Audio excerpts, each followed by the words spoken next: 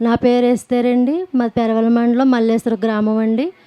నా సాక్ష్యం ఏంటంటే, నా భర్త సిద్ధాంతంలో పెట్రోల్ బంక్లో పనిచేస్తారండి. ఆయన ఏప్రిల్ 14వ తారీఖున ఆయన 24 గంటలు డ్యూటీ చేస్తారండి. నైటు 12 గంటల సమయంలో వాష్రూమ్కి వెళ్తా చీకటిగా ఉందని లైట్ వేసుకుందామని వెళ్ళారంటండి.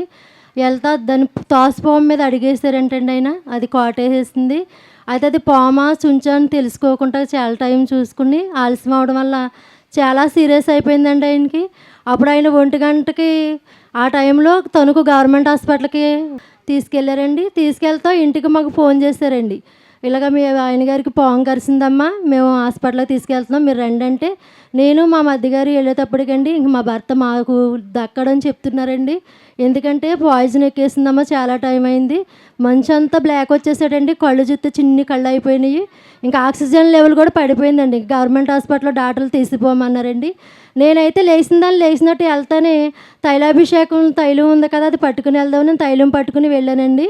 నన్ను ఇంటికి నేను వెళ్ళేటప్పటికే గుమస్తా గారితో మాట్లాడుతున్నారంటే, ఇంక ఈ అబ్బాయి బతకడో తీసుకుపోండి అని చెప్తుంటే, అయితే ఇక్కడ సంతకం పెట్టి తీసుకుపోండి, వాళ్ళకి సంబంధించిన వాళ్ళు రమ్మన్నప్పుడు నేను డాక్టర్ గారు రూమ్కి వెళ్ళినప్పుడు సంతకం పెడుతుంటే ఆవిడ డాక్టర్ అమ్మ గారు మాట అంటుంది, మీరు చూస్తే లేనివాళ్ళలాగా ఉన్నారమ్మా, నీ భర్త ఇంక బతకడు, ఆయన ఏమో యాపిల్ హాస్పిటల్లో తీసుకెళ్తానంటున్నాడు, మరి మీ చిత్తము, కానీ ఆయన అయితే బతకడో, నీ ఇష్టం, ఆక్సిజన్ లెవెల్ అన్నీ పడిపోయినాయి, మీ చేతుల్లో లేడు ఇంకా అని చెప్పారండి.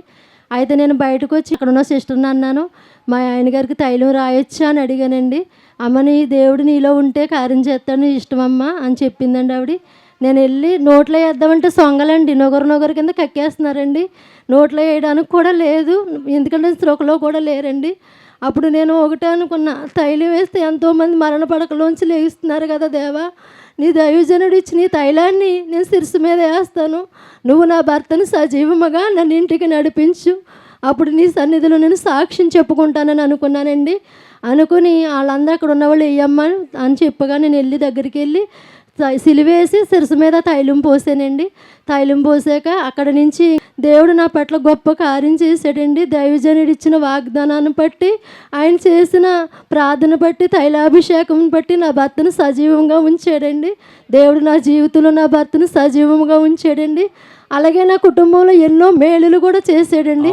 ఆ దేవత దేవుడికి ఎన్నో వందనాలండి. చూడండి, సహోదరి చెప్పిన సాక్ష్యం, దేవదేవుడు ఎంత గొప్ప దేవుడు చూడండి. ప్రార్థనాయిల్ యేసు రక్తంగా మార్చి మరణ పడక మీద ఉన్న తన భర్తకు దేవుడు ఆయిల్ ద్వారా గొప్ప స్వస్థత ఇచ్చాడు.